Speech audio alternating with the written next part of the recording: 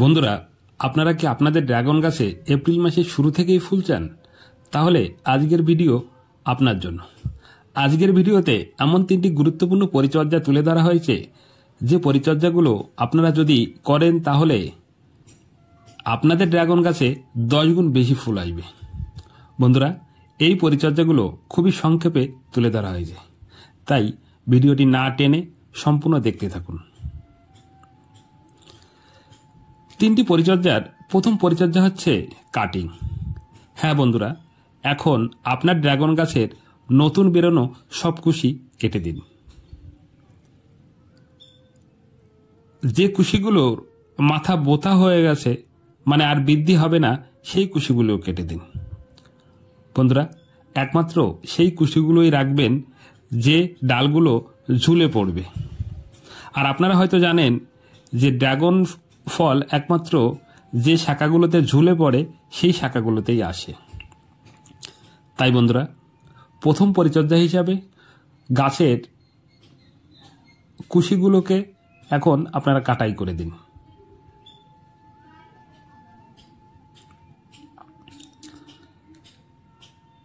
একমাত্র উপরের দিকের কয়েকটা কুশি রাখবেন যেগুলো বড় হয়ে ঝুলে পড়বে। এবার আসি দ্বিতীয় পরিচর্যায়।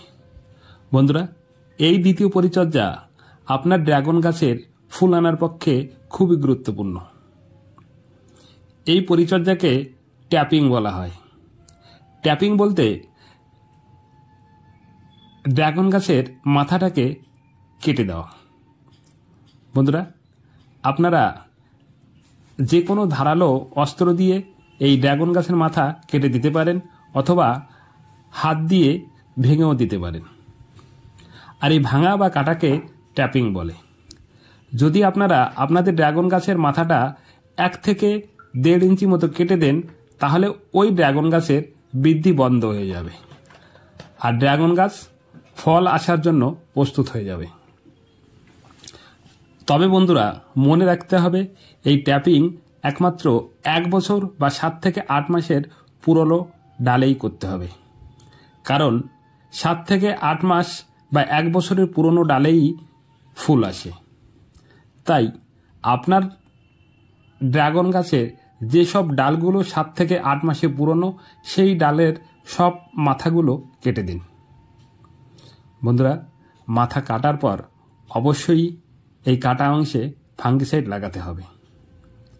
যদি আপনারা গাছের কাটা অংশে ফাঙ্গিসাইড না লাগান, তাহলে ছত্রাক আক্রমণ হতে পারে। বন্ধুরা, ড্রাগন গাছে এই মুহূর্তে যাতে ছত্রাক আক্রমণ না হয়, তার জন্য 15 দিন পর পর যে কোনো একটা ফাঙ্গিসাইড আমরা এই গাছে স্প্রে করব। তবে ড্রাগন গাছে কপার জাতীয় ফাঙ্গিসাইড বেশি কার্যকরী হয়।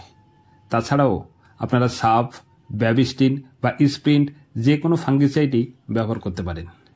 এবার আসি তৃতীয় গুরুত্বপূর্ণ পরিচর্যায়।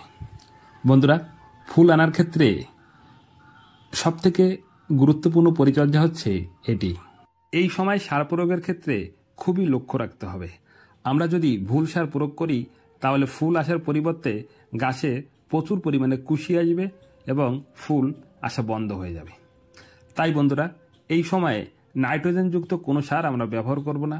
একমাত্র NPK 0050, যাকে আমরা সালফেট অফ পটাশ বলি, সেই সারই ব্যবহার করব। বন্ধুরা, একে সাদা পটাশও বলে।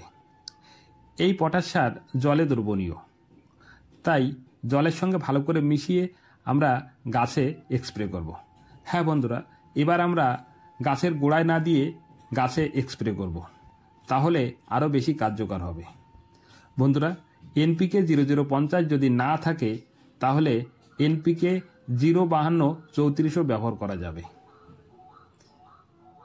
আর যদি এসব কোনোটিও না থাকে, তাহলে MOP বাজারে যে লাল পটাশ পাওয়া যায়, সেই লাল পটাশও ব্যবহার করবেন।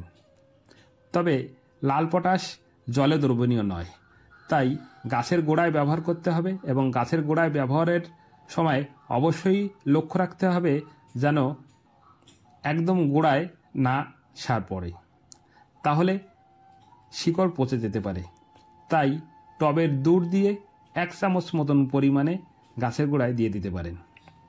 তবে বন্ধুরা, ফুল আনার ক্ষেত্রে সবথেকে কার্যকরী সার হচ্ছে NPK 0050। তাই আপনারা যদি পারেন তাহলে NPK 0050 সংগ্রহ করে গাছে 15 দিন পর পর স্প্রে করবেন। এই হচ্ছে ড্রাগন গাছের ফুল আনার ক্ষেত্রে সবথেকে গুরুত্বপূর্ণ পরিচর্যা। ভিডিওটি কেমন লাগলো অবশ্যই কমেন্ট করে জানাবেন, আর যদি ভালো লাগে তাহলে বন্ধুদের মাঝে শেয়ার করবেন।